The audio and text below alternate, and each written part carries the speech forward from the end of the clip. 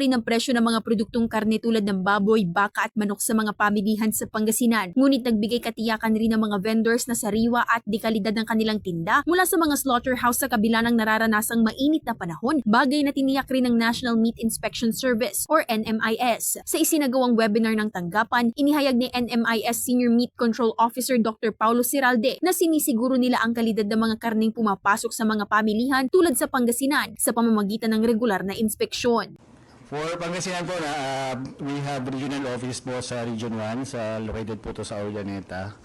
And kung makakasiguro sa kalidad, of course, para po sa kalidad ng produkto, yun nga po, lagi namin sinasabi, hanapan po ng Meat Inspection Certificate yung mga produkto na binibenta sa palengke. So, dito po sa Meat Inspection Certificate, nakakasiguro po tayo na may kalidad at ligtas or na sumailalim sa tamang pagsusuri yung mga produkto ng karne.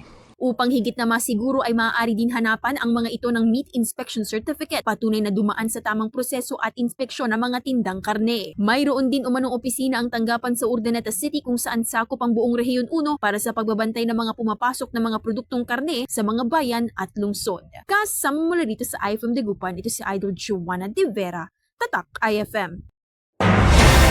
IFM News. IFM News. IFM News.